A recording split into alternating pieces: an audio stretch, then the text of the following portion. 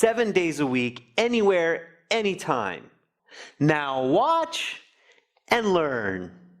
Welcome to the speaking portion of the IELTS exam. My name is Adrian. I will be your examiner for this part of the test, and I will give you instructions for each of the 3 parts. Firstly, I will record this for marking purposes. For part 1, I will ask you a few questions to get to know you better and some questions on a general topic.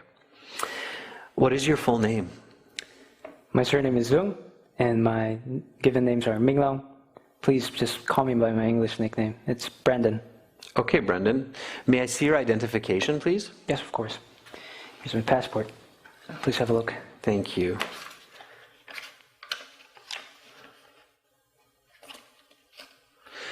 Okay, here's your passport back. How are you feeling today? I'm feeling a bit nervous and excited as well. It is my first time to take this test, and I'm hoping to do well. How are you? I'm doing good. Thank you for asking. What helps you to relax? Going for an hour to the gym or taking a stroll in the park near my home are the 2 ways I decompress when I'm feeling tense. Let's talk about paper and computer. How often do you write on paper? I frequently write on paper, whether it's notes on a post-it to remind me of an important thought or a schedule, or notes for English. I'm constantly jotting down ideas at least 3-4 times a day. What is better about writing on a computer? There are several advantages when using a computer for composition. Firstly, typing is much faster than writing longhand. Also, spelling and grammar check software greatly help to reduce mistakes. These are the reasons why I prefer to write all of my school assignments on computer. When is paper more useful than a computer for writing? Using paper can be better than using a PC, both for prominence and portability. I mean, it's just that much easier to write down a shopping list on a piece of paper and put it into my pocket. Or like I said, to write down an important schedule of a meeting and put it on the fridge. Do you like to read from paper or from computer? I prefer to read paperback books most of the time. I like that it is easier on my eyes, and I also enjoy the feel of flipping through the pages with my hand. If you had to write a book, would you choose to do it on paper or with a computer? If I were to author a book, I would definitely do it using my PC, simply because, as I mentioned, it is faster and more accurate. Have the way people write changed because of the computer? That's an interesting question. I think that computers have had a significant impact on literature. In what way? Instead of using one hand with fluid motion, 2 hands are used. And this affects the way the brain works, for example. And okay, that's the end of part 1. Now we will continue with part 2. For part 2, here is a card with some questions on it. Here is some note paper and a pencil. Don't turn over the card yet, please. You will have 1 minute to look at the questions on the card. You can take notes in the 1 minute if you wish, and then you will have 2 minutes to speak. I will tell you when to start, when to stop. Are you ready to begin? yes, Okay, go ahead, turn over the card, and your 1 minute preparation time begins now.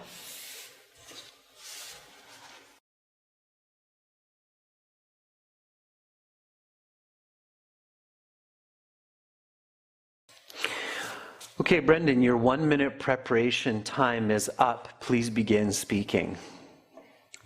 last year in my business management class, I needed to complete a project with another team member, Hui, to set up a budgeting strategy for a major advertising firm. Hui is very hardworking and dedicated. She's about 155 centimeters tall, long dark hair, and usually a stern look. We were partnered together randomly by our professor. The goal of the project was to establish a clear financial strategy for Blue Marketing. we both worked together. Hui was responsible for researching the overhead costs as well as liability risks, and she did an exceptional job, not only on the research element, but also wrote a very impressive report, as well as several spreadsheets. She is an admirable business student with a very clear goal to become a successful businesswoman in the future. We discussed her and my ambitions a bit during the project, and I got to know that she plans on becoming an executive level manager at an international firm. We got a 97% grade on the project, and the professor was very pleased. Needless to say, it would not have turned out as well if either of us hadn't pulled our weight. If I had the chance to work with Hui again in the future, either in school or the professional context, I would gladly do so. Okay, your time is up there, Brendan, so I'm going to stop you, and I will take back the note paper, the pencil, the questions, thank you, and now we will continue with part 3. For part 3, I'm going to ask you some more questions related to the topic of part 2. Let's talk about project management. Which personality traits are the most important for successful project completion? As I mentioned in regards to Hui just now, hard work and dedication are absolutely key. Also, time management and creativity are certainly assets. Can you elaborate on that a bit? Yes, definitely.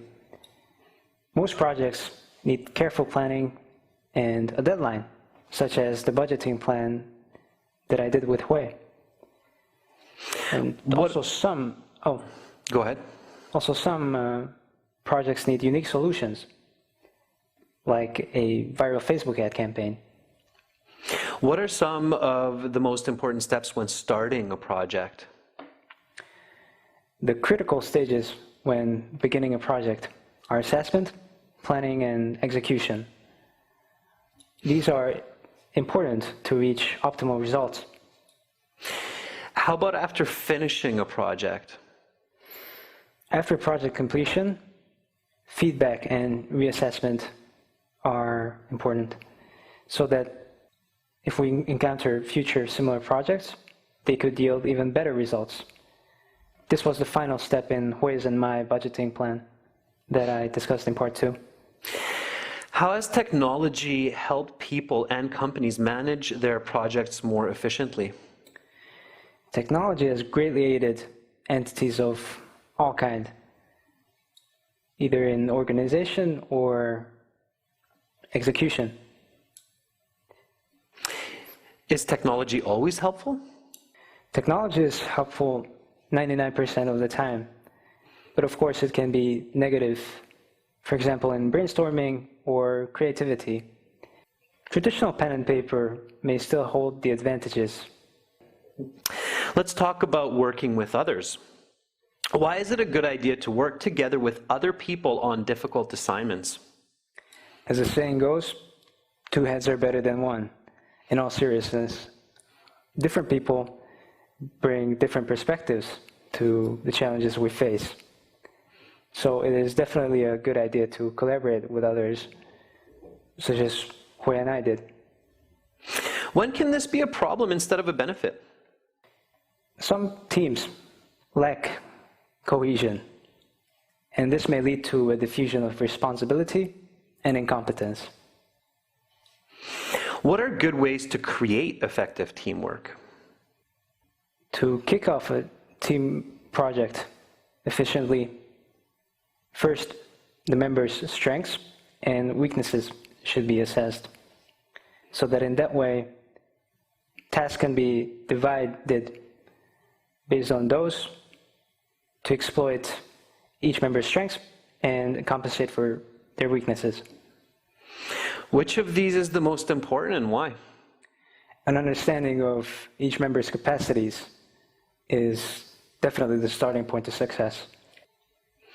That is the end of part 3. That concludes the speaking portion of the IELTS exam. You will have your mark in about 2 weeks' time with the other sections. And please do remember to take your identification with you. Have a great rest of your day, Brendan. Thank you very much. Thank you. Bye. See you. Why does Brendan get an amazing band 9 for his performance on the speaking interview? Well, clearly, Brendan meets all of the requirements of this band score. Firstly, his fluency and coherence is top-notch. Although Brendan takes some pauses during his speech, it is clear to see that these pauses are only to think of good ideas for his answers. Brendan does not pause to think of vocabulary or grammar. Instead, he thinks to give complete and clear answers using the questions. Furthermore, Brendan has excellent grammatical range and accuracy. He reflects the conditional forms in his answers, present perfect, as well as adjective clauses and many other kinds of complex English grammar. In addition, Brendan's lexical resource is outstanding. He is definitely at a native English-speaking university level. He uses a broad range of words to paraphrase not only elements of questions, but even his own answers in parts 1, 2, and 3. He uses idiomatic language like to decompress, to kick off, two heads are better than one, and many, many more. In addition, Brendan's pronunciation is 99% that of a native American or Canadian English speaker. Now, what else does Brendan do well? Furthermore, Brendan makes sure to answer all questions clearly and completely. He never overspeaks or goes off topic. Instead, he focuses on giving an answer, explanation, and an example. For part 2, he speaks clearly, giving new information throughout the 2 minutes. He does not repeat himself. He makes sure to answer all of the questions on the cue card. This is what you need to do to get those high band scores the next time you sit your IELTS exam. To see